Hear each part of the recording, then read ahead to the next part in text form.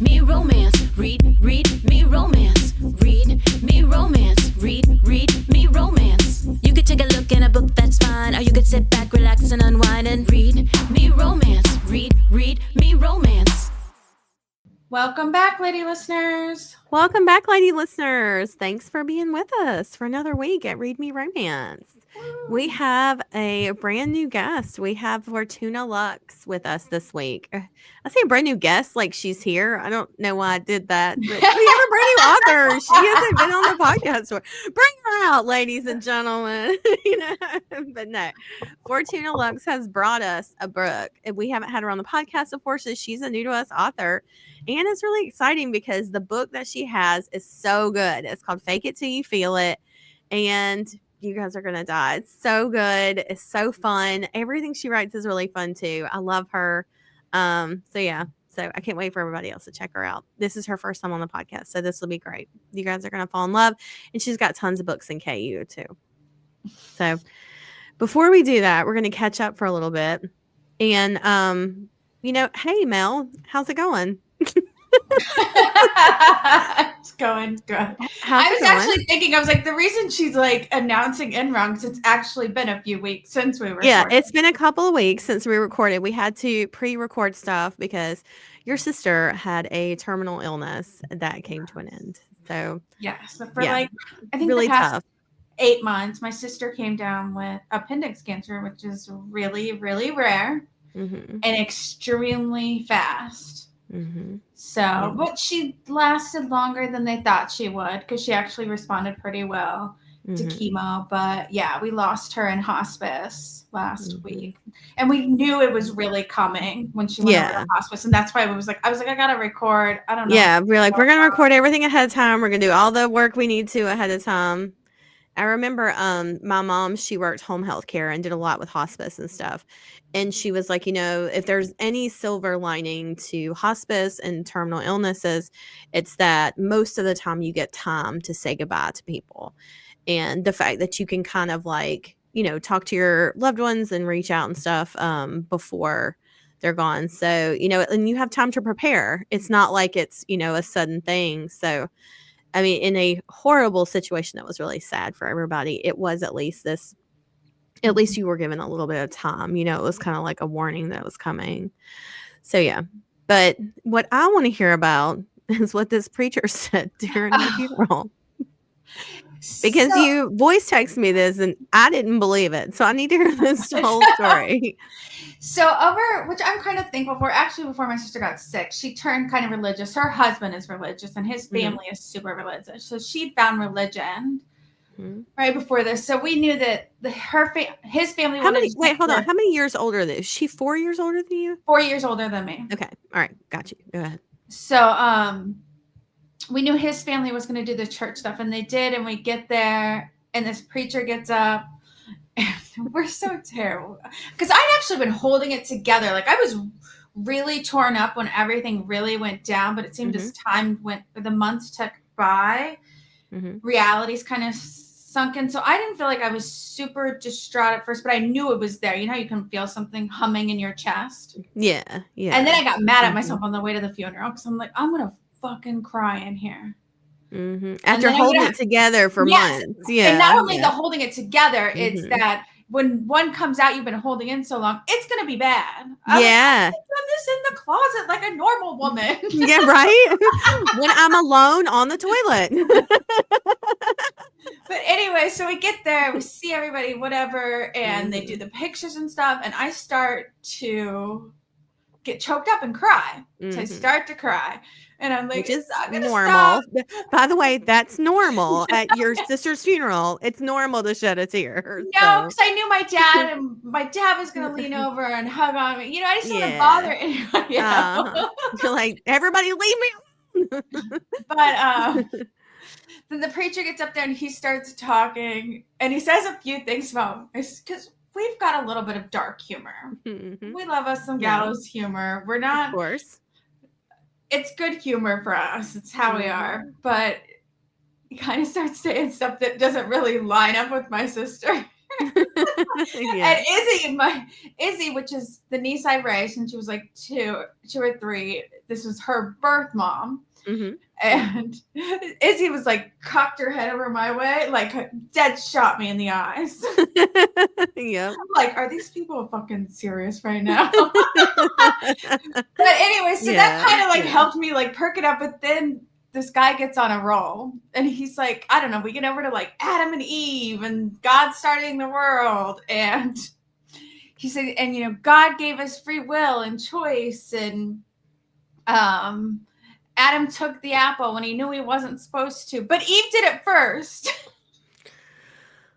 Like he literally was like, but Eve did it first. Like he popped that line out quick. Yeah. And just like slid it in there. And I like cocked my head around to my husband. I guess because a few of my friends were right behind me. They were like, I've never seen your head cock around so fast. I'm no longer crying. I'm mad. Yeah, right? Because I just want to know the context where it's like a young woman has died. A 44-year-old woman has died. She leaves behind many children and a husband. But I want to talk about how Eve ate the fucking apple first. Where I want to know what station that train of thought got off at. Because what the fuck? Are you serious? But it was just like the only reason I thought it was extra like annoying was because if he would have said it and he kept the same voice pattern. Yeah. Like when he was just telling the story. But exactly. It's the inflection. Yes, it was the inflection to make it go fast and then come back. I was like, that was like a smothering smack when they insult you and polite you at the same time, and you're not sure if you were just hit or not. You're like, did somebody walk by and slap me? Then yes, that's literally what it sounds like. My God, that's so fucking out of pocket. Okay, so when you texted me this, I was like, is this like part of a sermon? But like to say it so quick like that, that's just like insult. It's like an insult on top of it. Like the fact that he said it, but then to be like, well, Eve did it first. Yeah, like he knows she touched me. He hinting wrong knows it's inappropriate thing to say, but he was gonna get it in there. He had to get it in there real fast. Yeah, that would have pissed me off too. You know what though? That did you a favor because then you didn't cry. Then I was just mad, and I was paying attention to everything he was saying then. Oh my God, what a mess. So we all get in the car after we leave, and I get in the car with my husband, my friend, Ollie, which is my sister's oldest daughter. Mm-hmm. We get in the car, and we're like talking shit on this preacher, right? And then Ollie's like, and that's Nick's brother. Oh, that was her husband's brother? That was the preacher? Yes. No. And I was like, why didn't you tell us that we were sitting here talking shit on this man for 5 minutes and you're just now supplying? You had to go back to the family. He was there? Yes, he was the preacher, I guess. Holy shit, that's so fucking awkward. I was just like, I laughed so hard when she was like, oh, but I just met him too. I think he's got like 9 siblings. Oh God. Are they Mormon? Oh my God, Rob said the same thing. You know what though? If you can't laugh about this, you're gonna cry. So you might as well like you said, my favorite shade of humor is dark. Like that's my favorite kind. And honestly, if it were me, I would rather my siblings make dark jokes if that's what it took to get them through it. So I'd be like, yeah, rag on that preacher. Fuck that guy. Ollie's the worst because she like takes 5 minutes to tune into the conversation and she doesn't even do weed anymore. I don't know what the problem is. Just ADD. We're sitting at the dining room table because everybody comes over to my parents' house and I kind of go over the corner here to the dining room table. And Ollie sits down and a few other people that I'm close with sit down and a woman I don't know sits down. And everybody starts talking to the guy about the guy Papa is talking to. And I was like, I don't recognize him. And we're talking back and forth. Rob's like, I'm not sure who he is either. Da-da-da-da-da. Then, like, 10 minutes passed, and the woman that was sitting there got up and left or whatever. And Ollie was like, oh, that's that guy's wife. Oh, the preacher's wife? No, the guy my dad's talking to. So I'm like, we're sitting here at the table. Oh, talking about how you don't know this guy. And yeah, who the fuck And is his this guy? wife. You don't tell us in that moment his wife is sitting across from us? Okay, Ollie needs to get up together. Like, I'm just saying, like, she has got to get it together at the family functions. I'm Like, like, does she not know like, the eye look? Like, come on. 15 minutes apart from each other, these two events. I'm like, you're so Jesus. late to the conversation. Like, you're ruining this for everyone. You're like, you have one job, okay? Stay informed. That's it. Yeah. Oh, God. But, well, I'm glad to have you back, and I'm so sorry. And yeah. I'm sorry. I don't know what else to say. It's really tough. I will say, I've had a lot of great book recs over. Remember the last 2 episodes? I had a lot of yes. and yes. I was like thinking a lot of that comes from that, like getting close to the end with my sister, and all I really wanted to do was you can read and you can get lost and stuff. And people were giving me like searching out books that they think that I would love. So I was getting awesome. Like good ones, and I got more. Oh, hell yeah. Bring them on, bitch. Let's do it. I'll pull it up here. Okay, so there was a new author to me. Sonja Gray. Sonia, Sonja? Yes. Okay, Sonia Gray. She has a bunch of mafia books, but she has a series called Devils Will Rise. And there's 4 books in it, and I read 2 through 4 or whatever.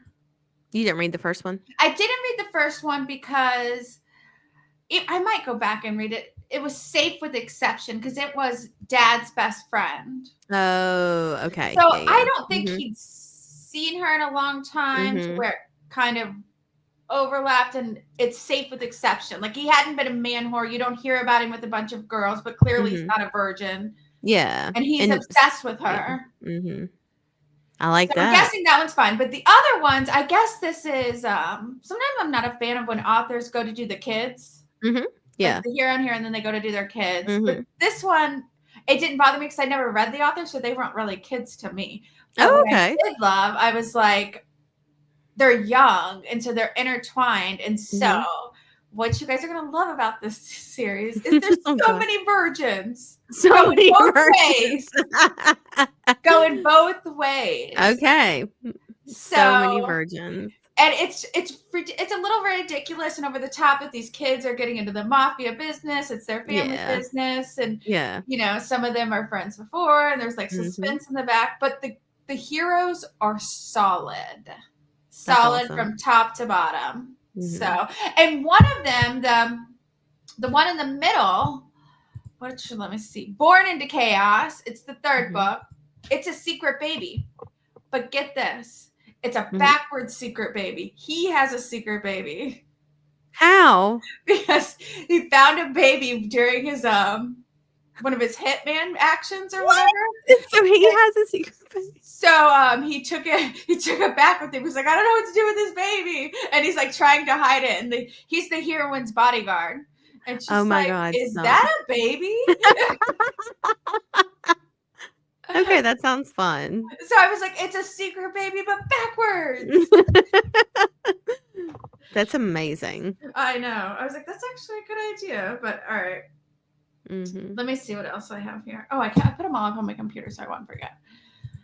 I also got Out of Oaths and Secrets by R.G. Angel. Ooh, okay. I don't know if they're going to spin this into a series, maybe, but this hero is also double virgins. Damn, you had the cherry potluck this week. This guy's, well, people were finding things for me. But in this one, it's Kindle Unlimited. It's a little bit longer, and he's like, he doesn't think he has emotions. He thinks he's a psycho at points. But he's going to take over for his father. They call him the Reaper because he does a lot of the damage or whatever. Another Italian family, they got to marry off their daughter. So they tell her she can pick one of the 2 brothers. The other brother is like a playboy, but he's not known as the Reaper. He's just lighthearted or whatever. She shows up and she picks the Reaper. and he immediately becomes like fascinated with her. And she's more forward, and he's more like, I don't know what to do with this. Like, I don't feel like he pushes her away, but he's just like battling with the new things he feels and the fact that he cares about some shit and things like that. Yeah. So it's a good, sweet read. And like I said, they're both virgins because he didn't like to be touched before. What was the name of that one again? That one was, what did I find? Of Oaths and Secrets. Okay, got you. Okay. So These will all be down in the show notes too if you guys need more recommendations. yeah. If you've caught up on all the other ones she's been recommending. Yeah. I read I'm listening to one currently. It's called Out on a Limb by Hannah Bonham Young. Have you heard of this one? No, It's but you really almost got me sweet. for a second because my next book up to read is Out of Secrets. That's why I was like, Oh wait, shit. I was Okay. like, I thought you might say the one I was going to say. I Oh, was like, God. wow. Well, this one, Out on a Limb, was recommended to me by Ruby Dixon. She was like, I read it, and she said, I immediately thought of you. She was like, it's really sweet. Like, it's a it's not a secret baby because she tells him she's pregnant. So I don't know what you would call that. It's like a one night stand. She gets pregnant, and so she tells him. But Yeah, those could be secret babies too. yeah, I guess so. But so it's the reason I like it so much, and I know this is the reason she recommended it too. And this is a tiny spoiler if you don't want to know anything. It's in the first like couple chapters, like maybe 2 or 3 chapters in. But when she tells him she's pregnant, he starts crying because he had cancer and he like lost his leg. He had like bone cancer stuff, and he had to have like radiation and stuff, and he didn't think he would be able to have kids. And so like he's so happy that she's pregnant, and he's like gets really emotional. And I was just like, okay, I love this guy. Like it's so fucking sweet. And like she has like I don't know what the medical term was, but she has like her limb on her hand is like really small. Like she has a really small hand. I don't know if you would call it a deformity. I don't know if that's the correct terminology. I can't remember, but that's what it is on her hand. And so it's Halloween, and she's dressed up as a pirate because she has a hook on her hand, and he's dressed up as a pirate with a peg leg because he lost his leg. And so it's like they're both joking, and she's like, well, joke's on you. Like this is, I'm using this hook for real, because she's like, I just like to get it out of the way, and if guys don't like it, they can just move on. And he's like, oh, joke's on you, I've got this too. And she's like, oh fuck, and they're like, they end up hooking up, and it's really hot. Like their sex scene is so dirty, and it's really good. And but yeah, his reaction to her being pregnant was just so fucking sweet, because it's hard to find that in books where it's like, I don't like what in books, if they like come back because she's pregnant, we've talked about this before, like, oh, when I want them to come back because they love her, and that kind of thing. And so for whatever reason, they just don't call each other. And I don't know what that is yet. They haven't said like why they didn't call each other after they hooked up. But when she calls him and is like, hey, you want to meet for coffee? He's like really excited. He's like, I'm so happy you called. Like I was thinking about you and blah, blah, blah. And then she tells him, and he gets all emotional, and I'm like, oh my God, he's going to be so mad. And he's really happy. So that's cute. So cute. I'll let you know how it ends and if it's worth reading. But so far it's really fucking cute. But what was yours? You said Out of what? Oh, it's Shadows or something like that. Yeah. It is, it looks really ridiculous. It's about 2 I like that. virgins. Of course. They went to high school together. He moved away 2 years after, earlier, because he was 2 years older, to go to college, and they meet back up. But the premise of the book, of what I've got, is, which I did start to read the first few chapters, it looks like they jumped back to when they're like 16 and 18. Oh, so we're okay. going to get to do some of those cute years. But the premise of the story is they both only always saw each other, but they were friends. But the girl like goes out to the school or something, and they say she's kind of stocky and he's kind of shy. Oh, so she like kind of that. stalks him a little bit. So That's we'll adorable. see. But he's been quietly stalking her back. Of course.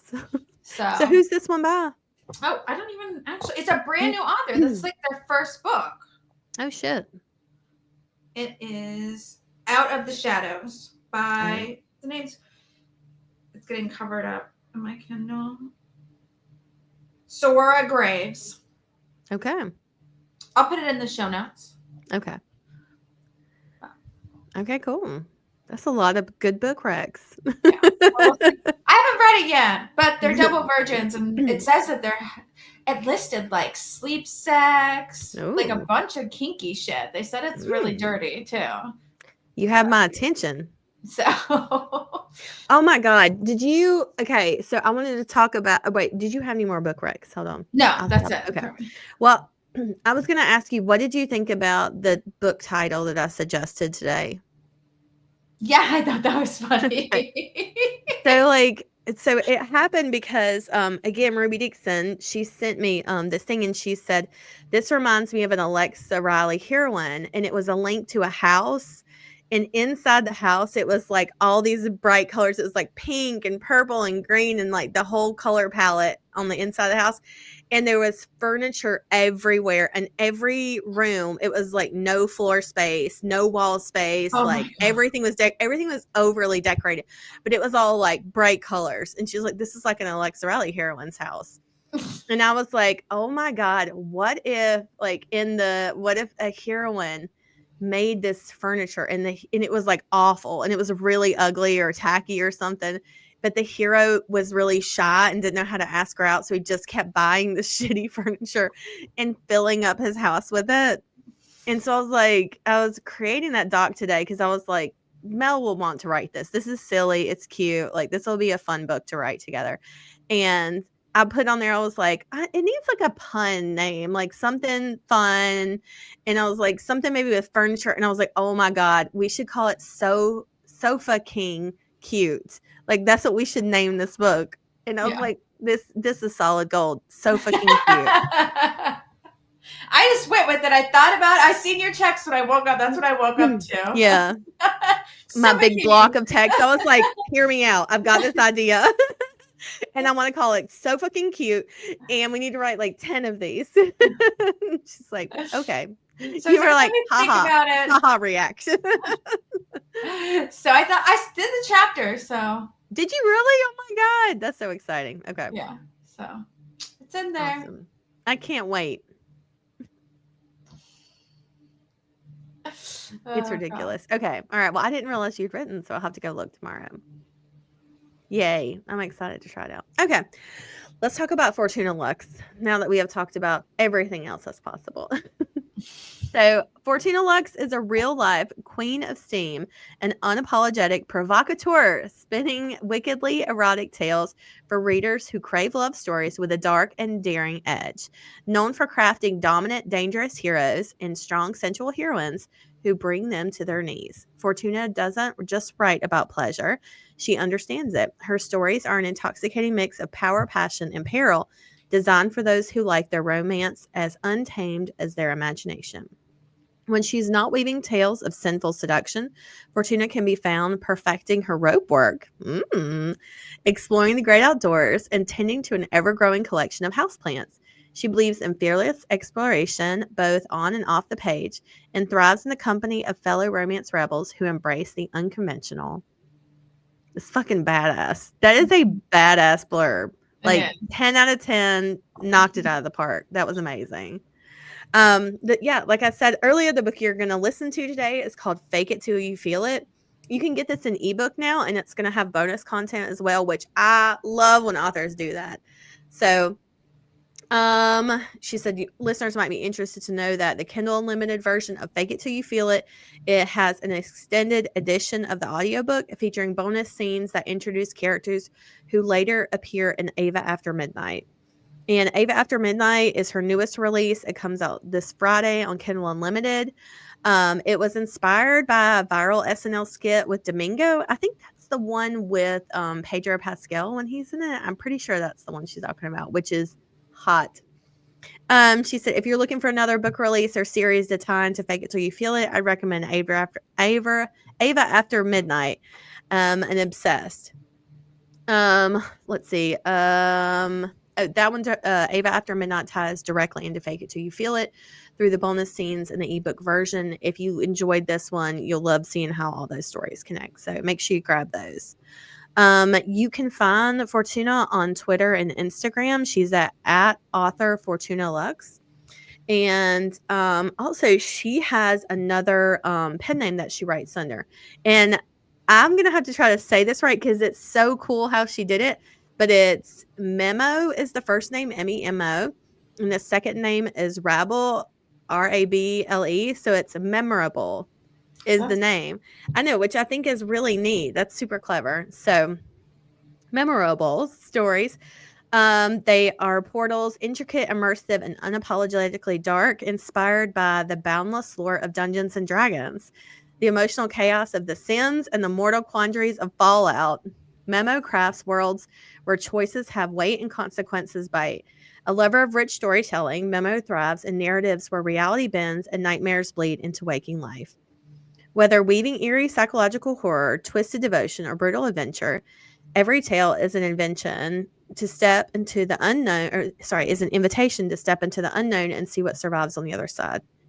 I think it is so cool, like, that she has all this on here. And, like, that sounds like so much fun that she's related it back to, like, Dungeons and Dragons and The Sims and Fallout. I'm like, I love all of those. So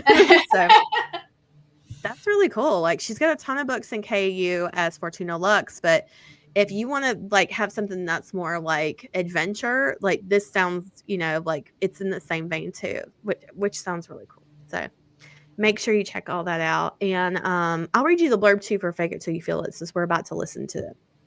My boss, Nathan Clarke, is impossible, arrogant, demanding, and way too good looking for his own good. But when he offers to double my salary for one weekend of pretending to be his girlfriend at a high-stakes retreat, I know I can't refuse. It should be simple. Smile, hold his hand, charm his investors into signing the deal. But nothing about Nathan is ever simple. The way he looks at me, the way he touches me, it feels too real. And the lines between what's fake and what's not start to blur faster than I can stop them. I've spent 5 years keeping my heart out of the workplace, but Nathan makes it impossible to stay professional. He's too much, too intense, too magnetic, and too tempting to resist. This was supposed to be an act. Now I'm terrified it's becoming something else. But I'm excited for you guys to hear this one. It's going to be great. All right, let's send them in. Let's do it. We'll see you guys on the other side. This is Fake It Till You Feel It by Fortuna Lux. Read for you by Mackenzie Cartwright. Dana. The Proposal. If Nathan Clarke tells me to rearrange his schedule one more time today, I'll staple his tie to his desk and call it a public service. I don't care how pretty his face is or how much he pays me. I'm one missed lunch away from snapping. Ms. Roberts. His deep voice rumbles through the intercom. In my office, please. I take a slow, calming breath and slide my chair back. I grab my notepad on the way, heels clicking against the hardwood floor as I walk to his office. The last time I went in unprepared, he rattled off a list of demands so long, I spent the rest of the day apologizing to my planner. Nathan doesn't believe in balance. He believes in results. 3 years as his assistant have taught me that much. I step inside the open threshold, my usual polite smile firmly in place. He's standing by the window, phone in one hand, the other stuffed in his pocket. The suit he's wearing is charcoal gray and tailored within an inch of its life, highlighting his broad shoulders and narrow waist. Damn him. 3 years as his assistant, and I still can't ignore how he commands a room. Not that I'd ever tell him that. Yes, Mr. Clarke? I keep my tone professional, even though my body reacts when his eyes meet mine. He holds up a finger, signaling me to wait as he finishes his call. Typical. I clasp my hands behind my back and glance at the massive window behind him, where the Manhattan skyline stretches out like an expensive painting. When he finally turns to me, his expression is unreadable. Dana, I need you to pack a bag. I blink. Excuse me? There's a retreat on the Hudson for key clients and investors this weekend. Harris controls the zoning board votes for the downtown development, our biggest project yet. Without his backing, we lose everything. I need you there. I arch a brow. That wasn't in my job description. You're adaptable, he says smoothly, brushing off my objection like it's nothing. We leave tomorrow morning. It's a 3-day retreat. I press my lips together to keep from snapping. I've worked for Nathan Clarke long enough to know when he's already made up his mind. He doesn't ask, he commands. Still, this feels different. Why me? Don't you have a marketing team for this kind of thing? He walks to his desk and leans against the edge, arms crossed. The same pose he takes before closing every major deal. I've seen it work dozens of times. This isn't about marketing, he says. It's about trust. You know my schedule, my habits, and how to handle situations when things go sideways. And most importantly, you won't embarrass me. High praise, I mutter, earning the faintest smirk from him. There's one more thing. Of course there is.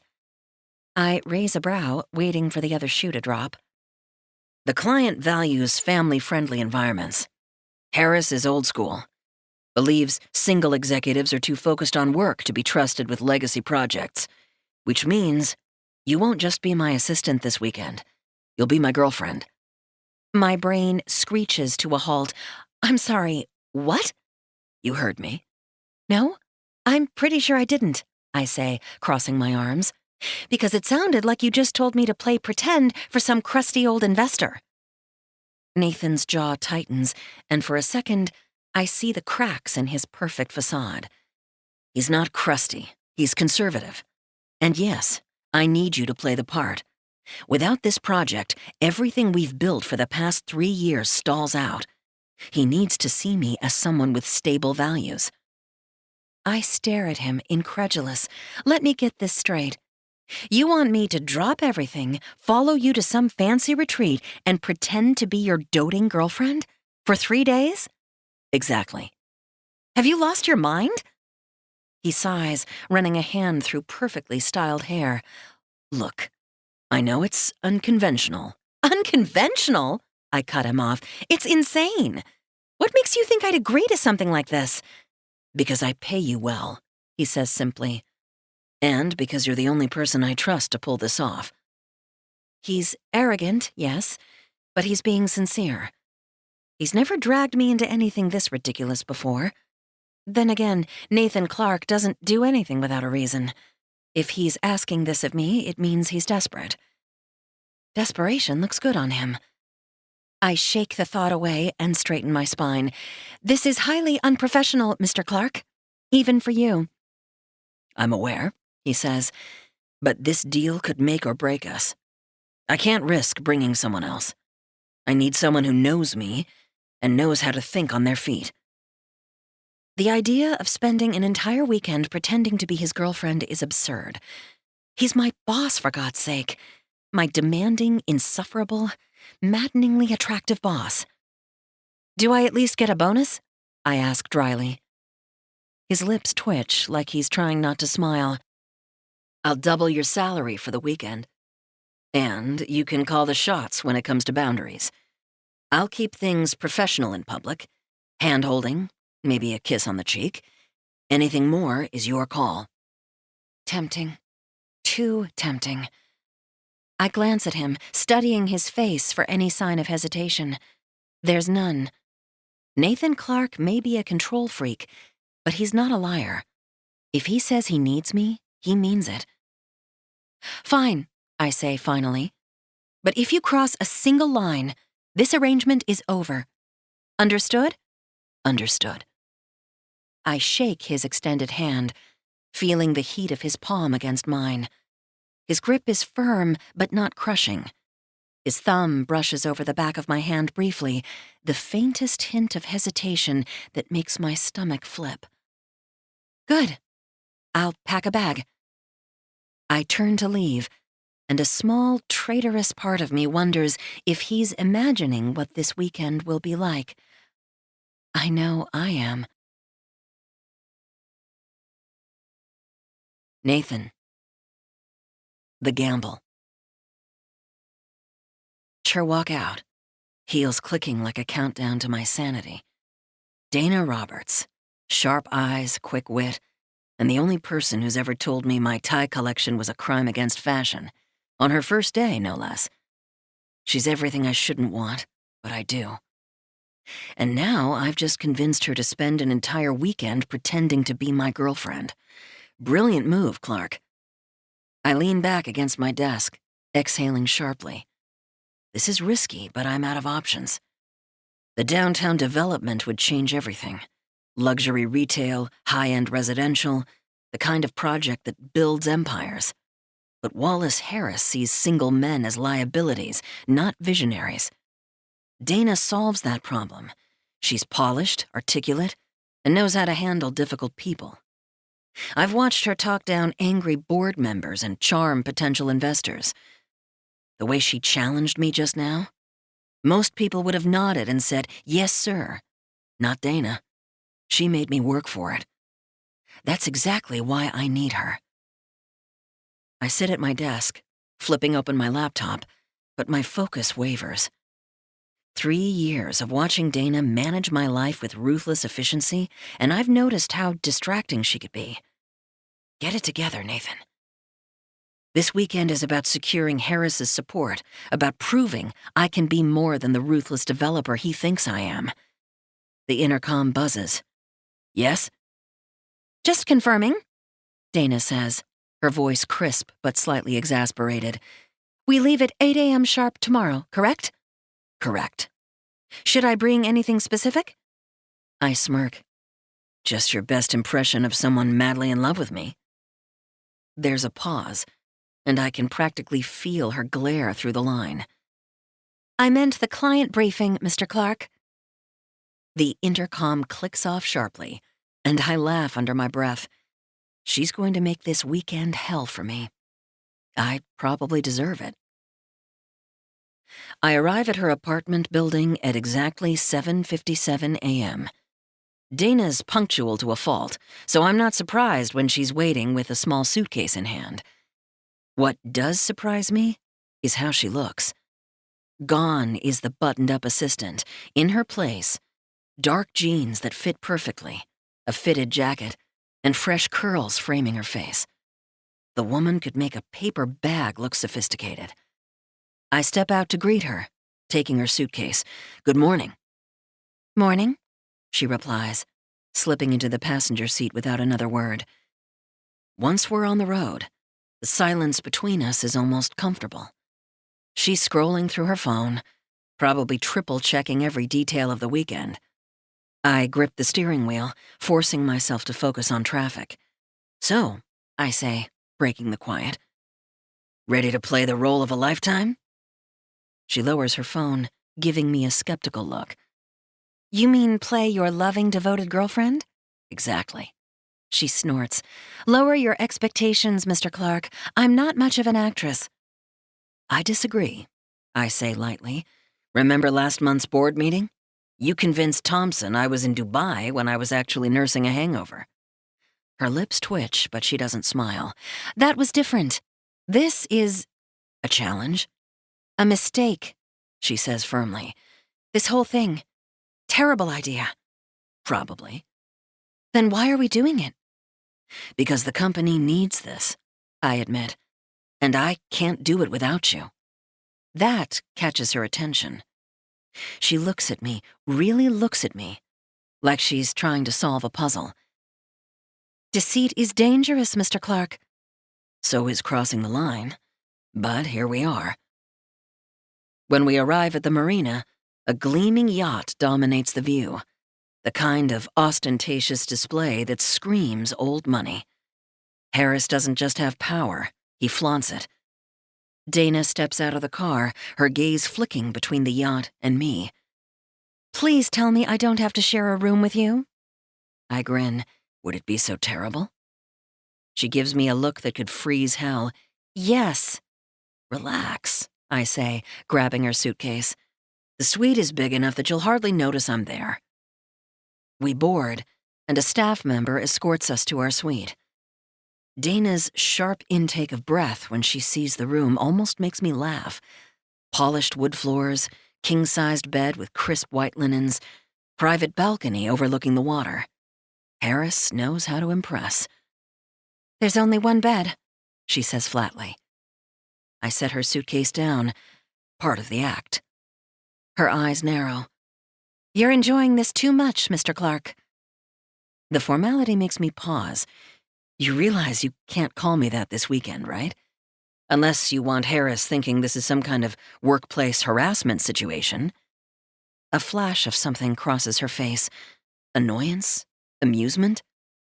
Fine. Nathan. The way she says my name shouldn't affect me like this. What's your plan here? She asks, crossing her arms and leaning against the doorframe. Charm Harris with your wit and good looks while I stand by and smile? Something like that, I say, except you'll be doing more than smiling. Harris and his wife value strong partnerships. I need you to be yourself, just with a little extra affection for me.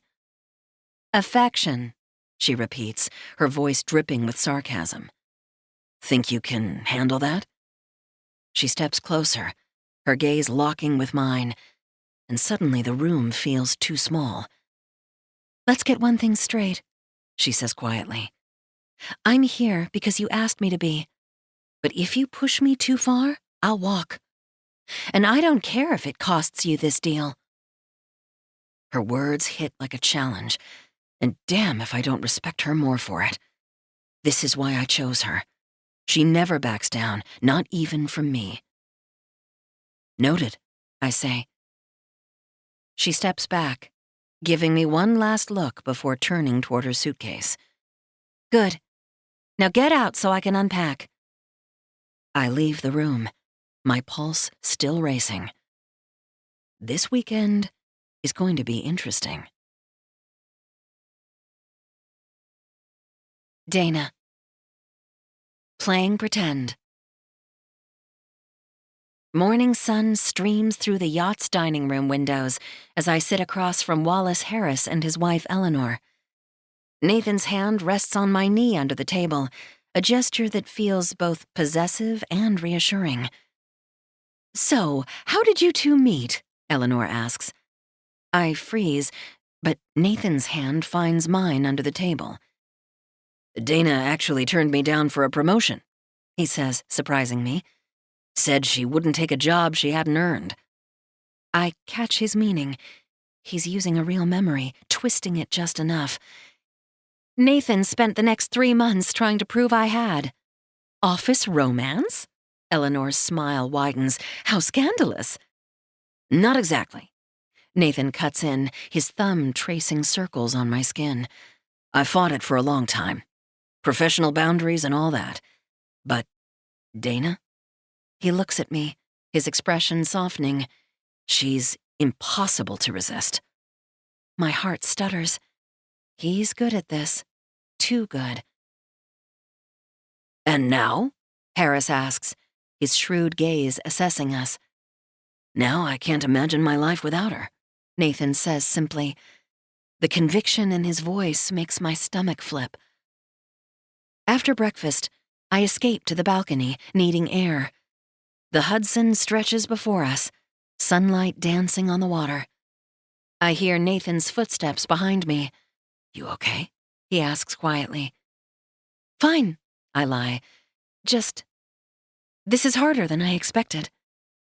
He moves closer, his chest barely brushing my back. You're doing great. Am I? I turn to face him, because I can't tell what's real anymore. His eyes darken. Maybe that's the problem. Before I can ask what he means, Eleanor's voice carries from inside. Oh, they're adorable together, aren't they, Wallace? Nathan's hand finds my waist, pulling me closer. We have an audience, he murmurs. Nathan, trust me, he breathes, and then his lips are on mine. The kiss is gentle, almost hesitant. Nothing like I imagined it would be. His hand cups my face, thumb brushing my cheek, and for a moment I forget this is pretend.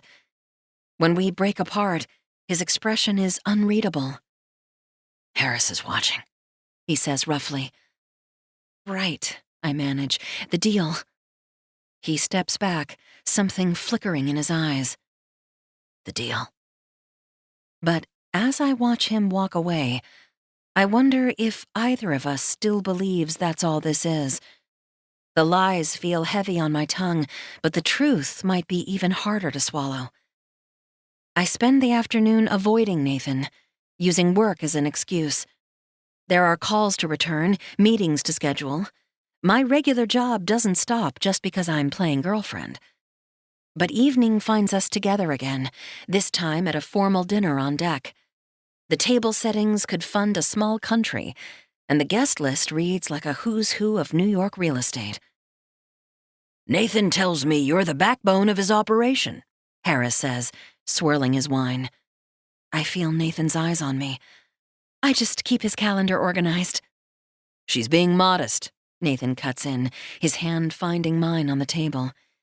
"Dana sees opportunities I miss. Last month, she restructured our entire approach to the Miller Project, saved us millions." The pride in his voice sounds genuine. I squeeze his hand without thinking. "A woman who knows her worth," Eleanor says approvingly. "Hold on to this one, Nathan." Later, alone in our suite, Nathan loosens his tie. "You impressed them." That was the point, wasn't it? He studies me for a long moment. Was it? I turn away, unable to hold his gaze. I should get some sleep. Dana. His voice stops me. "What are we doing?" "Playing pretend," I say quietly. "Isn't that what you wanted?" But as I lie awake that night, listening to his steady breathing from the other side of the bed, I wonder who I'm really trying to convince. The bed feels impossibly large and too small at once. Every shift of Nathan's body sends awareness skittering across my skin. I lie still, watching moonlight paint shadows on the ceiling. "Can't sleep." His voice is rough with exhaustion. "Too much champagne," I lie. He rolls to face me.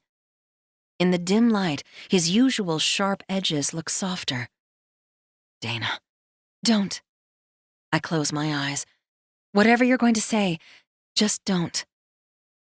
The sheets rustle as he moves closer. Not touching, but close enough that I feel his warmth. "Why does this scare you?" "Because it's not real," I whisper. "We go home when we're done playing pretend, and everything goes back to normal."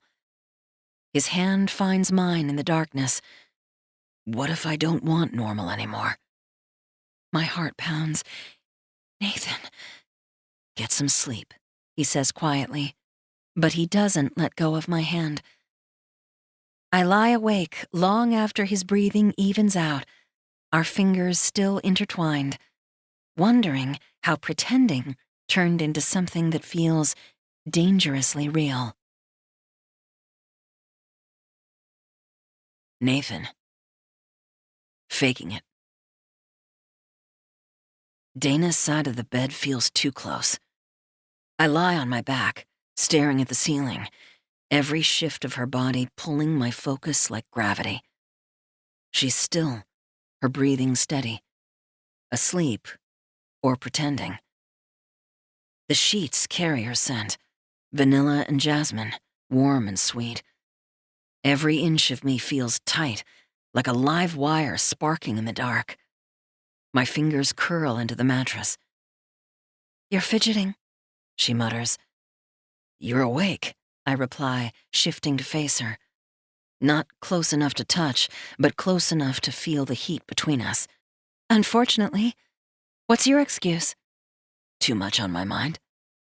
She snorts softly, turning toward me. In the faint moonlight, her outline is sharp and soft at once. "Like what?" "You," I say before I can stop myself. Her breath hitches. "Me?" she says like she doesn't believe it. "You were incredible today," I say. "Harris and Eleanor loved you." She laughs softly. "If this is your attempt at buttering me up, it's not working." "I'm serious." "It's called acting, Nathan. You should try it sometime." "Is that what this is for you? An act?" Her eyes flash to mine, sharp and dark. "What else would it be?" she counters, her voice still steady. I shift closer, brushing my hand against hers. Her breath catches, her chest rising and falling in sync with mine. For a second, I think she might close the distance. Her eyes flick to my mouth, her lips parting slightly. "Maybe we should," she whispers, her voice soft but uncertain. Her words snap me back to reality, my jaw tight. "Good night, Dana," I murmur. She blinks, then rolls onto her side, her back to me. Her shoulders stay stiff, like she's waiting for me to say more, do more. I don't. The next morning, the tension lingers. Dana moves through the suite with precise efficiency. She's wearing a navy dress that hugs her curves. "Stop staring," she says without looking at me. "How do you know I'm staring?"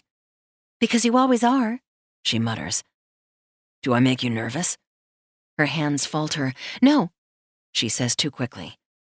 I smirk. "Liar." She turns, arms crossed, her eyes blazing. "If you're done, we have breakfast with Harris in 20 minutes. I step closer, closing the gap between us. "You're not as immune to me as you think." Her gaze shifts to my lips, her breath catching. For a second, it feels like she might kiss me, but a knock at the door spoils the moment. "Housekeeping?" Dana stiffens, the spell broken. "Convenient," she says dryly, her voice trembling just enough to betray her. "Inconvenient," I counter. Her lips twitch like she might laugh, but she moves past me. Her shoulder grazes mine, and my pulse thunders.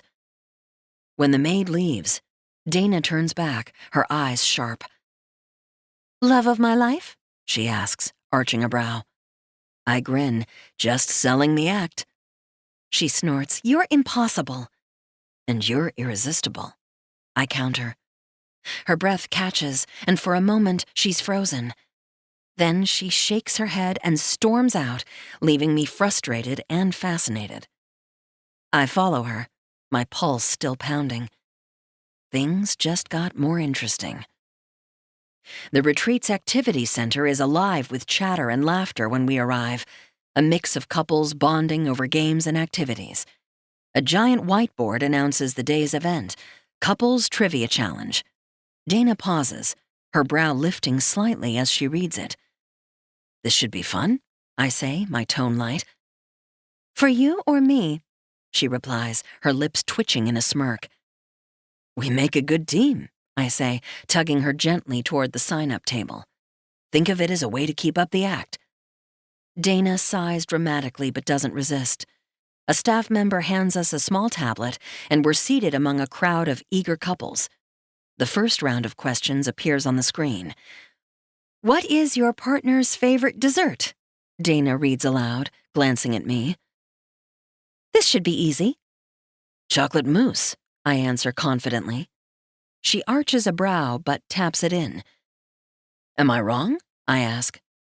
"No," she admits grudgingly, "but don't get cocky." The questions grow increasingly personal, testing our knowledge of each other's habits and preferences. With every correct answer, Dana's confidence seems to build. When the results flash on the screen, we're in first place. "Looks like we're winning," I whisper, leaning closer. "We're good at this," she replies, her voice softer than usual. As the final round begins, the host asks each couple to demonstrate a shared skill. Dana grabs my hand and leads me to the front. "Trust me," she says, her eyes sparkling. She signals the host to play music, and suddenly, we're dancing. Dana's movements are fluid and confident, her hand warm in mine as I follow her lead. The crowd's cheers fade into the background as I focus on her, the rhythm, and the way she feels against me. When the music ends, the applause is deafening. Dana's cheeks are flushed, her smile wide. For a moment, I forget this is an act. For a moment, it feels real. Dana. Picture perfect. Nathan Clarke is infuriating. He's also too attractive for his own good, which is probably why he thinks testing my patience is a game. That smirk from this morning, arrogant, knowing, has been haunting me all day. The yacht glows under the fading sunset, the water rippling with streaks of molten gold and fiery red. Its serene beauty is at odds with the storm building in my chest. Across the deck, Nathan leans against the railing, wineglass in hand, looking far too relaxed. "You've been quiet," he says, his voice slicing through the soft hum of the ocean. I glance at him, raising an eyebrow. "Didn't realize I was part of the entertainment tonight." "Not always," he replies, his gaze lazy and assessing, "but I like knowing what's going on in that head of yours." "You'd be disappointed," I say, taking a sip of my wine. "Try me." The challenge grates on my nerves, but it also stirs something deeper, a pull I refuse to acknowledge. I stand, the hem of my dress brushing against my legs in the evening breeze. "I'm going for some air," I announce, heading to the far end of the deck. I don't have to look back to know he's watching me. The air is cooler here, tinged with salt, the waves lapping rhythmically against the hull. I close my eyes, hoping the quiet will drown out the tension twisting inside me. Of course, it doesn't. "Running away, Dana?" His voice is closer than expected, and I turn to find him standing there, hands in his pockets, that damn smirk on his face. "Maybe I needed space," I reply, crossing my arms. "From me?" "Yes, from you," I snap, sharper than I intend. His smirk falters, replaced by something darker. He steps closer, and I don't move. "You're always quick to push me away," he says quietly. "Why is that?" I laugh, but there's no humor in it. "Because 5 minutes with you is enough to make anyone want to strangle you." His lips twitch into a faint smile, but his eyes don't match it. "Is that really it?" "What else would it be?" He doesn't answer. Instead, he closes the space between us until there's only a whisper of air left. My pulse kicks up, and I hate that he can probably hear it. "You tell me," he says, his voice low. I open my mouth, ready to fire back some witty retort, but the words stick. He's too close. Close enough that the faint shadow of stubble on his jaw catches the dim light. Close enough that his heat mingles with the cool air, pulling me in. "This is a bad idea," I manage, my voice barely above a whisper. "Probably," he agrees, but he doesn't step back. His gaze drops to my mouth, and my breath catches. "Nathan," he kisses me. It's not soft. It's deliberate and consuming, like he's daring me to stop him. My body betrays me, hands gripping the front of his shirt before I can think better of it. The taste of wine lingers on his lips, but it's the intensity, the way he kisses like he's staking a claim, that sends heat spiraling through me. When he finally pulls back, his forehead rests against mine, and the silence between us is charged. "That," I say shakily, "was a terrible idea." "Maybe," he says, his lips brushing mine as he speaks. "But you didn't stop me." I close my eyes, trying to gather the pieces of my shattered composure. "What are we doing, Nathan?" "Whatever this is," he says, his voice rough. "It's real. Don't tell me you don't feel it too." I don't answer. I can't. He pulls back slightly, his hands settling at my waist.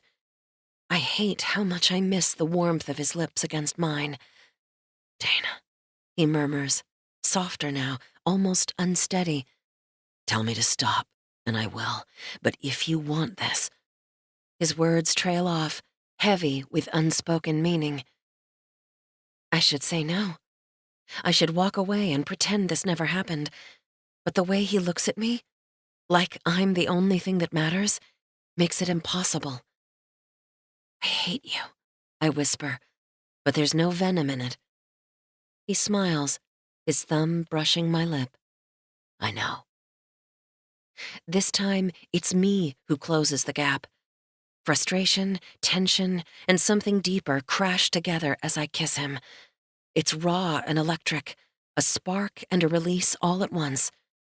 My hands slide up to his shoulders, pulling him closer, and his arms tighten around me, igniting the heat between us. It's reckless, dangerous, but I can't bring myself to stop. The waves crash softly against the yacht, and for once, they match the chaos inside me. Later, the retreat dining hall glows softly, the warm lighting bouncing off polished silverware and glasses of wine. People chat around us, but I'm hyper-aware of Nathan by my side. His laugh cuts through the hum of conversation, drawing smiles from nearby tables. As dessert is served, someone at another table leans over. "You two are such a beautiful couple," the woman gushes, her hands clasped together. I smile, leaning into Nathan instinctively. "That's so sweet of you," I say, keeping my voice light and warm. The woman's husband nods. "You just have that connection, like you're perfectly in sync." Nathan's arm moves to rest behind my chair, his fingers brushing my shoulder. It's a small motion, but I feel it everywhere. "We try our best," I say smoothly, forcing myself to stay composed. Another couple nearby perks up. "Mind if we grab a photo? You're both just picturesque. It'll be perfect for the retreat's album." I tilt my head up at Nathan, my lips curving into what I hope is a natural smile. "Well, darling, shall we?" His answering grin is too perfect, too practiced. "Anything for the memories," he says, resting his hand lightly against my back. We pose, the flash of the camera momentarily blinding. His hand stays on me a beat longer than necessary, and when we pull apart, I catch his gaze lingering on mine. My pulse flutters, but I mask it with a sip of wine. Nathan. Dangerously close. When we return to the suite after dinner, the buzz of the evening still lingers in the air. Dana kicks off her heels with a sigh and sinks onto the couch, her hand brushing over her temple as though trying to ease the tension. "You're quiet," I say, watching her from the other side of the room. "Long day," she replies without looking at me. I hesitate for a moment before grabbing the small bag I had delivered earlier. I carry it over and place it on the coffee table in front of her. She glances up, her brow furrowing. "What's that?" "Something to help," I say casually, taking a seat across from her. She straightens slightly, reaching for the bag. When she pulls out the first item, a book, her expression shifts, surprise flickering across her face. "You bought me books?" she asks, her voice soft, tinged with disbelief. "You mentioned this author at dinner a few weeks ago," I explain, leaning back. "Figured you could use something to take your mind off things." She pulls out another book, then another, her fingers brushing over the covers like they might disappear if she looks away.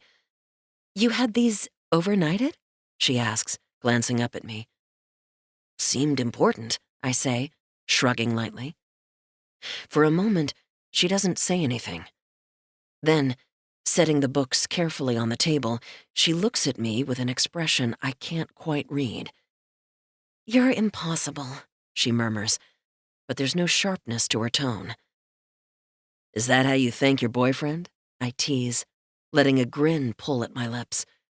"Maybe," she replies, her reluctant smile tilting toward amusement. The tension in the room shifts, lightening just enough to make me lean forward, elbows on my knees. I can live with that. Dana picks up one of the books again, flipping through its pages. Her shoulders visibly relax, the lines of tension softening from her frame, but her gaze flicks up to mine and holds. "Why are you looking at me like that?" she asks, her voice quiet but steady. "Like what?" "Like I'm some kind of puzzle you're trying to figure out." I lean back against the couch, my eyes still locked on hers. "Maybe you are."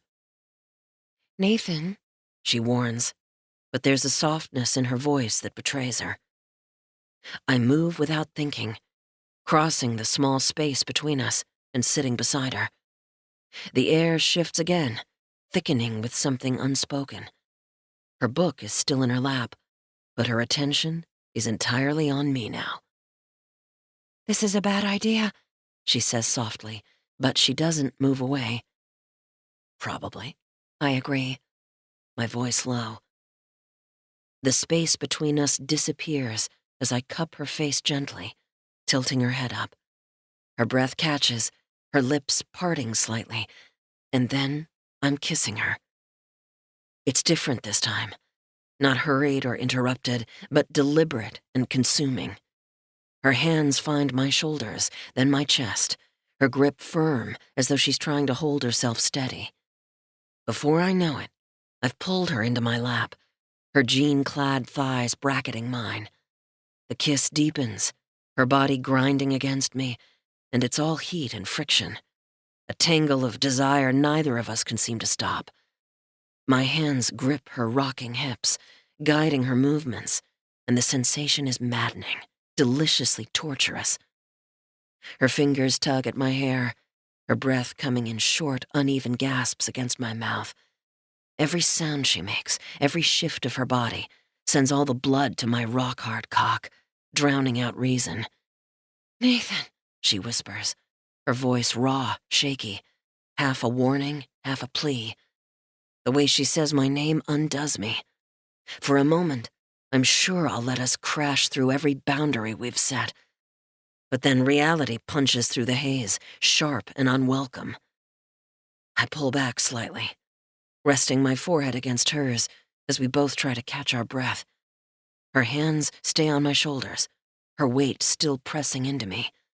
But the frantic urgency between us begins to ebb. "This is all pretend, remember?" she says softly, her voice trembling as if she's trying to convince both of us. "I know," I reply, my voice thick and rough. My hands stay at her hips, holding her steady, even though every inch of me wants to pull her closer again. For a moment, we're frozen, caught in the aftershocks of something we shouldn't have started. Slowly, she eases back, sliding off my lap and settling beside me on the couch. Her gaze is everywhere but on me, her cheeks flushed. "Good night, Nathan," she murmurs, her voice barely audible as she picks up the book she'd abandoned earlier, curling into the corner of the couch. "Good night, Dana," I say, the words dragging out of me as I force myself to move away. The soft rustle of pages fills the space, an unspoken truce settling over us, even as my body still burns with the memory of her. I retreat to my side of the room, but the thought of her touch, her voice, her body, lingers inescapable as I close my eyes and try to will myself to sleep. Dana. The glow. The morning sunlight spills through the yacht's dining room windows, catching on the delicate china and crystal glasses. I'm halfway through a perfectly cooked omelet when I feel it, Mrs. Harris's gaze boring into me like a heat lamp. "Well, don't you look radiant this morning?" Mrs. Harris's voice drips with mischief, warm and far too knowing. I pause mid-bite, my fork hovering in the air. "Excuse me?" "You've got a glow, dear," she continues, her eyes twinkling, "the kind women get when they're happy." Happy? I glance across the table at Nathan, who's deep in conversation with Mr. Harris about the finer points of architectural design. He looks as polished as ever, his tie slightly loosened, his charm dialed up to 11. I snort softly and set my fork down. I think it's just the fresh sea air. Nonsense, Mrs. Harris says, waving a hand. That glow isn't from the ocean. It's from him. I choke on my orange juice. I'm sorry, what? Oh, come now, she says, leaning closer. You two are magnetic together. It's almost unfair to the rest of us. Nathan, as if sensing my inner panic, glances my way, his expression calm but curious. He raises a brow, silently asking if I'm okay. I force a tight smile and give him a quick nod, praying he doesn't ask questions later. How long have you been in love?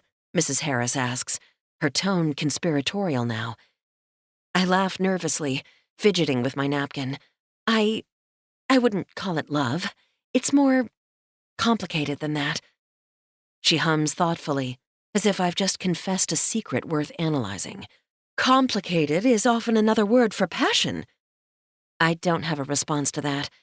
Instead, I excuse myself, muttering something about needing fresh air before practically fleeing the dining room. I find a quiet spot on the deck, the cool breeze brushing against my skin as I grip the railing and try to steady my thoughts. Love? The idea is ridiculous. I mean, sure, Nathan and I have a connection, but love? I replay last night in my head. His words, his touch, the way he kissed me like he couldn't stop himself. My stomach twists, and I hate the flutter of uncertainty that follows. Was Mrs. Harris right? Was there something more here? Something I've been too afraid to name? The thought lingers, uncomfortable and insistent, until I do the only thing I can think of. I call my best friend Chelsea. Wait, Chelsea says, her voice sharp and full of disbelief. Back up, start over. I sigh, pacing the deck as I hold the phone to my ear. I already told you everything. What part of I dry-humped my boss on a yacht isn't clear? All of it, she replies. Because, Dana, this sounds like something out of one of those spicy romance novels you keep recommending me. I groan, pressing my free hand to my forehead. It's not like that. It's complicated. Complicated? Chelsea laughs, her voice brimming with mischief. That's code for you're already hooked and trying to fight it. You're not helping. Okay, she says, her tone softening. So, you had a hot makeout session with Nathan. How do you feel about it? That's the thing, I say, my voice dropping to a whisper. I don't know. It was unexpected, but it felt... I stop, struggling to find the right word. Right? She offers. I sigh. Yeah. And now you're wondering if you're in love with him. I'm not wondering, I snap, but it's weak, and Chelsea knows it. Dana, she says gently, if it didn't mean anything, you wouldn't have called me. I lean against the railing, my head tilting back as I stare up at the sky. She's right, of course. She always is. It's just, Nathan's my boss, I say, my voice barely audible, and he's infuriating and arrogant and impossible. But, I admit reluctantly, he can also be thoughtful and funny, and he believes in me in a way no one else ever has. There's a long pause on Chelsea's end, and I can almost hear her smirking through the phone.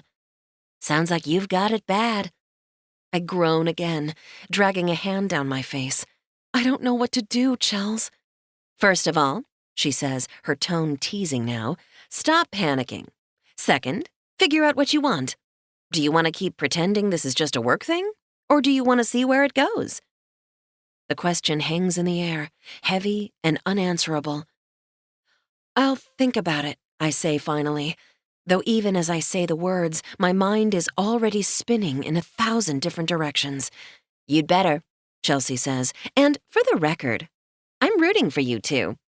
He sounds like he might actually be worth it. I laugh softly, shaking my head. We'll see. When I finally hang up, I feel a little lighter, but the weight of Mrs. Harris's words and my conversation with Chelsea still lingers. Am I in love with Nathan? The question echoes in my mind as I make my way back to the suite. And for the first time, I don't know if I'm ready for the answer. The function Nathan he sprung on me is more extravagant than I expected. An open-air gala dockside, with twinkling lights and the scent of salt air blending with the perfume of fresh flowers. When I step out of the car in the emerald green dress he'd chosen for me, the world feels like it holds its breath. Nathan's reaction is magnetic. His eyes darken, dragging over me with a slow, deliberate intensity that makes my stomach flip. His jaw tightens, and his gaze shifts, like he's fighting every instinct not to close the distance between us. You're stunning, he murmurs, stepping close enough that his voice is meant for my ears alone. His hand brushes my lower back, lingering, and I have to fight to stay composed. You're not so bad yourself, I manage, my voice tighter than I'd like.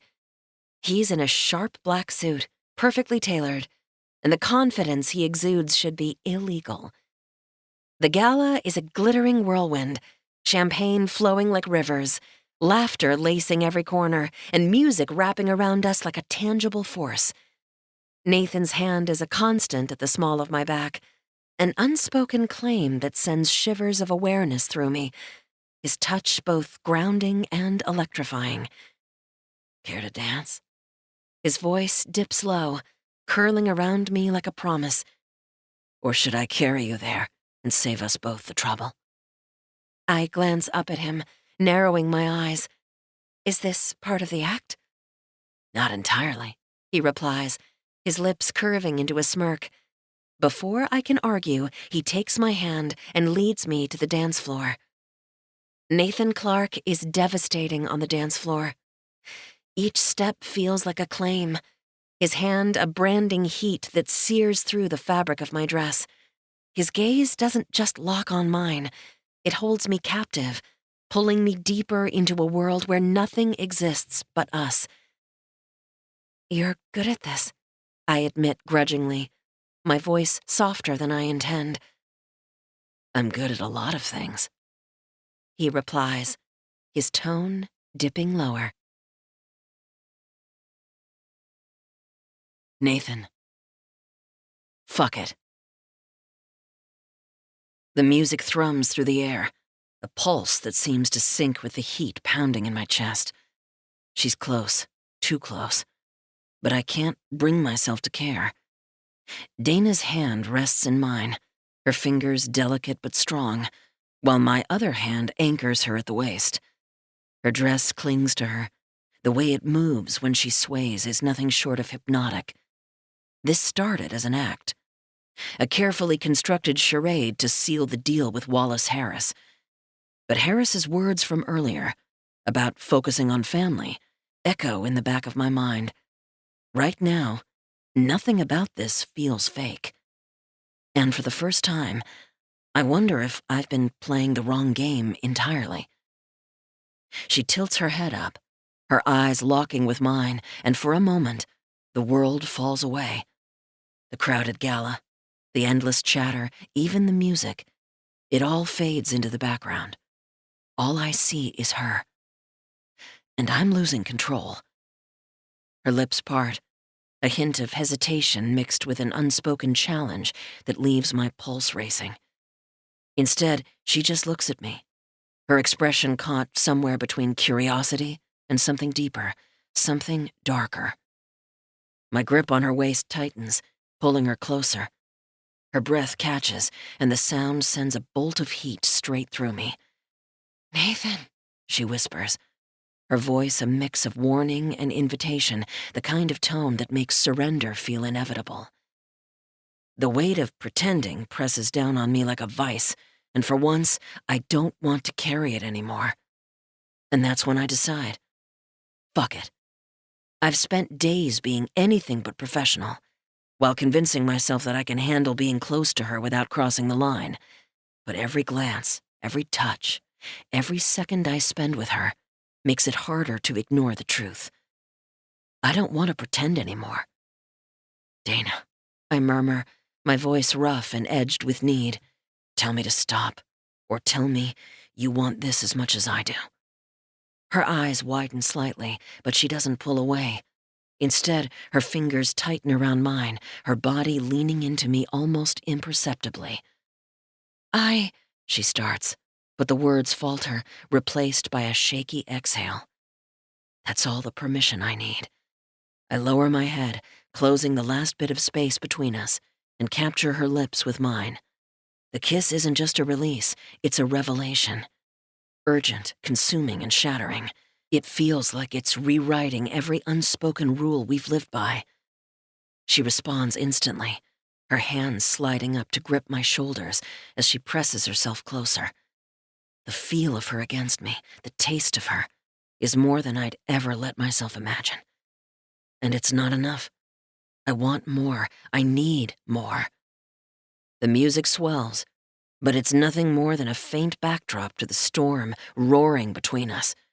All I can focus on is Dana, the way her fingers curl into the fabric of my suit, the way she matches my intensity, like she's been waiting for this as long as I have. When we finally break apart, we're both breathless. Her lips are swollen, her cheeks flushed, and I know I've ruined any chance of going back to how things were. "What are we doing?" she asks softly, her voice shaky but steady enough to hold my gaze. I cup her face, my thumb brushing along her cheekbone. Whatever this is, it's real. You know that, don't you? She hesitates, her eyes searching mine for answers I'm not sure I have. But then she nods, just barely, and it's all the confirmation I need. I lean in again, pressing my forehead to hers. No more pretending, no more games. Her lips curve into a small, tentative smile, but there's fire in her eyes. Okay. The word is simple, quiet, but it feels monumental. Like a shift, a turning point I hadn't dared hope for. I take her hand, threading my fingers through hers. Let's get out of here. Her eyebrows lift slightly, a mix of surprise and amusement dancing across her expression. You're serious? Dead serious, I say, tugging her gently toward the edge of the dance floor. Unless you'd rather stay and let the Harrises critique our every move. She laughs softly, shaking her head. Lead the way. As we weave through the crowd, I can feel the weight of curious gazes and whispered speculation. But none of it matters. The only thing that matters is the woman beside me, her hand warm in mine, her presence anchoring me in a way I never expected. When we step out into the cool night air, she exhales a breath I didn't realize she'd been holding. The stars above us are bright, the faint sound of waves lapping against the yacht's hull providing a quiet backdrop to the storm of emotions swirling between us. Wait here, I say, stepping aside and pulling my phone from my pocket. Dana tilts her head, curiosity flashing in her eyes, but she doesn't question me. I press a number I know by heart, lifting the phone to my ear. It rings once before the familiar voice of my chief operating officer answers. It's me, I say, my voice quiet but resolute. Let's move forward with the transition plan. Start drafting the announcement. I'll confirm the details tomorrow, but it's time. The silence on the other end stretches for a beat before she replies. Understood. I hang up and slip the phone back into my pocket, my heart pounding. Harris's words weren't just advice. They were a push I didn't know I needed. And Dana? She's the clarity that made everything else fall into place. When I turn back to her, she's watching me, her arms crossed loosely over her chest. Something you need to tell me? Not yet, I reply, a small smile tugging at the corner of my lips, but soon. Okay. She arches an eyebrow, her lips twitching. Why so serious? The unexpected quip catches me off guard, and a laugh escapes me before I can stop it. Because someone's got to make sure everything's under control. And here I thought that was my job, she smirks, stepping closer and slipping her hand back into mine.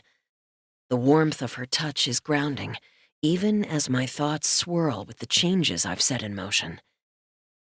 Let's go, she says simply, and for the first time in years, I feel like I'm heading in the right direction.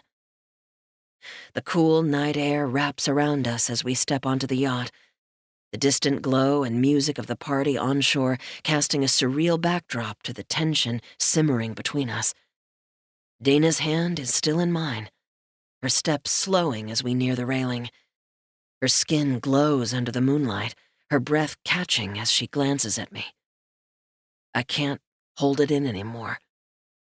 I've been dying to taste you, I murmur, my voice low and rough, the confession slipping out before I can stop it. Her eyes widen, her lips parting to protest, but I'm already moving. My hands find her waist, pulling her flush against me, her back pressing into the cool metal of the railing. Nathan, she whispers, her voice shaky, caught between hesitation and need. Someone might see. Let them, I growl, my lips brushing her ear, my hands sliding to her thighs, hiking up the fabric of her dress. Let them see exactly how irresistible you are. Her weak protest dies in her throat as I drop to my knees, the world narrowing to just her and the fire blazing between us. Dana. Sweet surrender. Nathan drops to his knees between my thighs with the kind of reverence that makes my breath catch.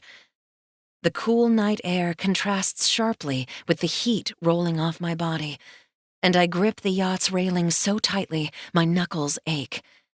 When his hands slide up my legs, slipping beneath my dress to firmly grip my thighs, I know staying upright isn't an option. Nathan, I whisper. It's half plea, half warning. He doesn't answer. Instead, he looks up at me, his dark eyes burning with intent. A wicked curve tugs at his lips as he hooks my legs over his shoulders, pulling me to the edge of the railing until I'm precariously perched, completely under his control. Hold on, Dana, he murmurs, his voice low and rough. I've got you. And then his mouth is on me, and the world tilts. The first swipe of his tongue is devastating, sending heat surging through me. My head falls back, and a moan escapes my lips as my fingers clutch the railing like it's the only thing keeping me grounded. He groans against me, the vibration traveling through my core, and my legs tremble, unable to hold steady under the onslaught. Nathan, I gasp, but the word is incoherent, lost to the rush of sensation as he devours me. His grip tightens on my thighs, holding me steady while his mouth moves with relentless precision, each stroke of his tongue dragging me closer to the edge. I'm pinned between the cool metal railing and the searing heat of his mouth, completely at his mercy. My breaths come in shallow, desperate gasps as my body trembles. He's relentless, thorough, and the pressure building inside me becomes unbearable. Oh my God, I cry, my fingers tangling in his hair as my hips buck against him. He groans in response, pulling me even closer, his hands gripping my thighs with a strength that borders on bruising. Come for me, Dana, he growls, his voice rough and commanding, and the sound of it sends me over the edge. Pleasure crashes through me in waves, leaving me trembling, breathless, and crying out his name as my vision blurs. He doesn't stop, his tongue coaxing every last shudder from my body until I'm completely spent. When he finally pulls back, his lips glisten, and his dark, hungry eyes lock on mine, making my knees weak all over again. Nathan, I whisper, my voice shaky. Before I can say more, he stands, his strong arm wrapping around my waist to steady me. His mouth claims mine in a kiss that's fierce and consuming, the taste of me still on his lips as he presses me against the cool metal railing. "You have no idea how much I've wanted this," he murmurs against my lips, his hands sliding over my hips. "How much I've wanted you." I'm too far gone to think, let alone respond. My hands clutch his shirt, my body arching into his as the kiss deepens. He lifts me effortlessly, my legs wrapping around his waist, and the feel of him pressing against me through the thin barrier of our clothes sends another rush of heat through me. "Nathan, wait," I manage, my voice breathless. "What if someone sees?" His grin is wicked, his teeth grazing my bottom lip. "Let them." His voice is low and possessive, a growl that makes my pulse race.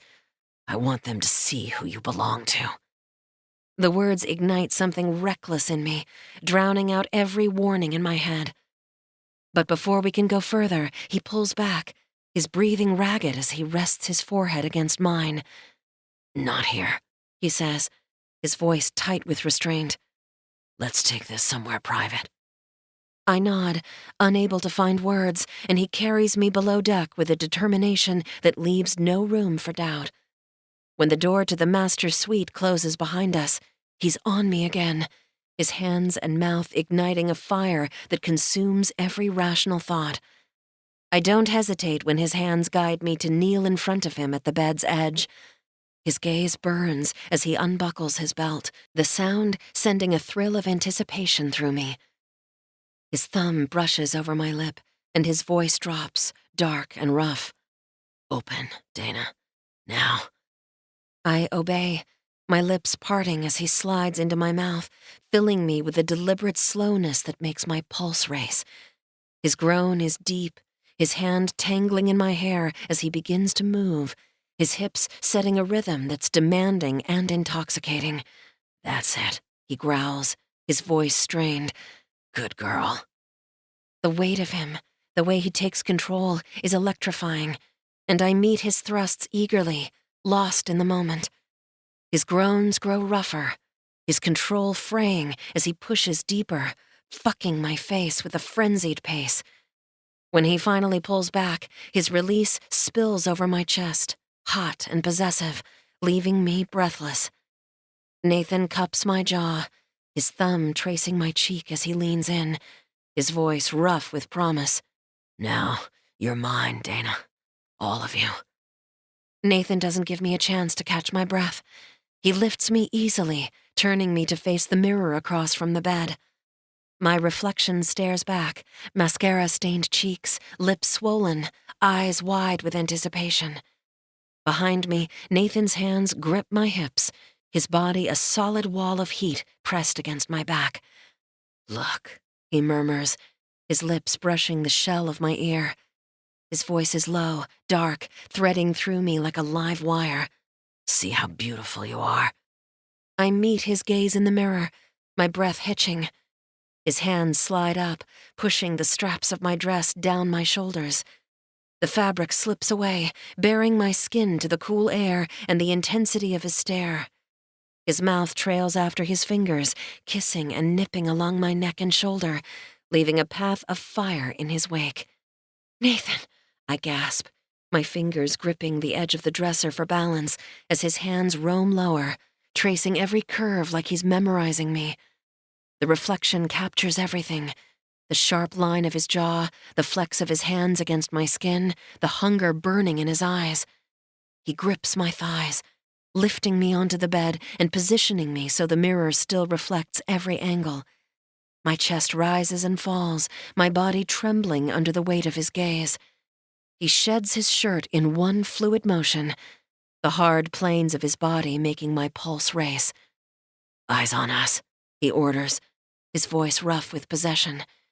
His hands part my thighs, and the heat of him presses against me, stealing my breath. As he moves, his grip tightens, pulling me closer, his pace relentless and consuming. The mirror reflects the arch of my back, the way our bodies meet, the tension coiling tighter with every movement. My moans fill the space between us, each one echoed in his dark, satisfied growl. His hand cups my jaw, tilting my face so our eyes meet in the glass. "Do you see it?" he asks, his voice a rasp. "How perfect you are." I can't respond, my body tightening as the pleasure surges higher.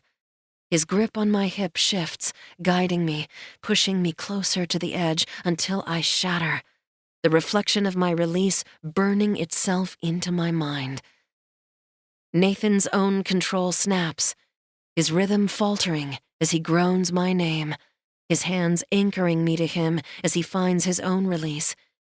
The room is filled with the sound of our breathing, the mirror reflecting the tangled, breathless aftermath of what we've just shared. He pulls me against him, his lips pressing softly to my temple as our reflections blur together. "Mine," he murmurs, his voice steady, claiming. "Always." Nathan. The final deal.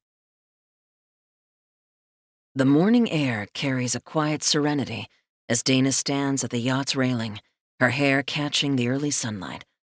She hasn't noticed me yet, and I take a moment to memorize the sight of her, the woman who turned my world upside down in the best way possible. The irony isn't lost on me. I've spent my career analyzing risks, treating every interaction like a chess match. But now, the papers in my pocket feel like they weigh 1,000 pounds, and for once, I'm terrified of making the wrong move. She turns, her lips curving into a soft smile. "You're up early?" "Couldn't sleep," I admit, walking toward her. "Too much on my mind." Her brow furrows with concern, the same look she gets when my schedule is overbooked or when I've forgotten to eat lunch. Is it about the deal? "No," I say quickly. "The deal's fine. Harris is practically begging to sign after seeing us together." She arches a brow, and I catch the slight twitch at the corner of her mouth. "So we're good actors then." "Dana." I step closer, my hand brushing against hers on the railing. "This stopped being an act the moment I kissed you. Maybe even before that." Her breath catches. "Nathan." "I mean it." I cut in gently. "These past few days, you've shown me what's been missing from my life. Not just in business or success, but something real. Something I didn't even know I needed until you." She looks away. "You're my boss." "Not anymore," I say firmly, reaching into my pocket for the envelope I've been carrying. "In fact, I've made arrangements to change that." I hand it to her. "Open it." Her eyes narrow in suspicion, but she takes the envelope. As she reads, her jaw drops. "You're signing the company over to me?" "I've made my wealth," I explain, "and I'd rather see the company thrive in your hands. You've been running it behind the scenes for years anyway." "Nathan, I can't. This is too much." "It's exactly right," I say, stepping closer. "I want to diversify, explore other ventures, and frankly, the thought of you being in charge makes me prouder than anything I've ever built." Her eyes glisten. "I don't even know what to say." "Say yes," I murmur, "and say you'll give us a chance." She's silent for a moment, her gaze searching mine. "I'm scared." "I know," I say, squeezing her hand. "I'm scared too. But we don't have to figure it all out right now. We just have to take the first step."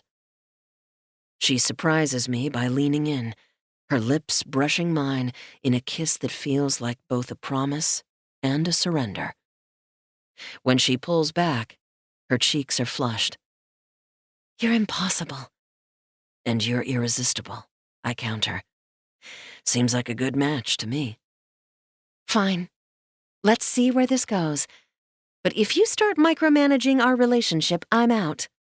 "Deal," I say, holding out my hand. She takes it, shaking her head with a laugh. A crew member approaches with mimosas. "Compliments of Mr. Harris." Dana glances at me, a playful glint in her eye. "Seems like Harris approves of us." He has good taste, I reply, handing her a glass. Remember when we first met? You told me my tie collection was a crime against fashion. She laughs, and I stand by that assessment. To us, I say softly, from fashion crimes to forever. She clinks her glass against mine. To us. As the yacht moves toward shore, I realize something. For the first time in my life, I'm not thinking about what comes next.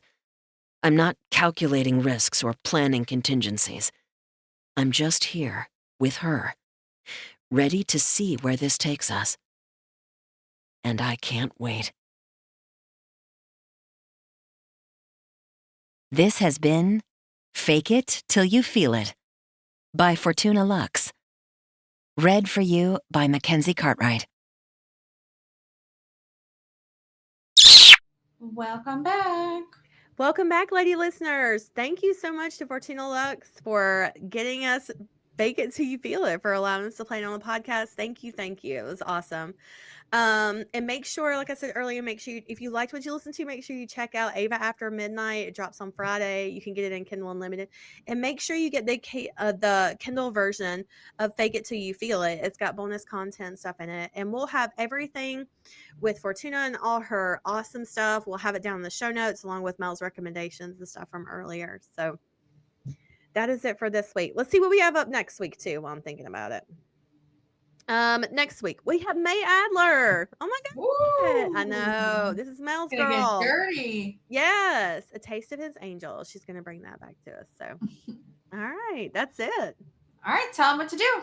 Lock your day up. Make today your bitch. Don't be a dick. Bye, guys. Bye. Read me romance. Read me romance.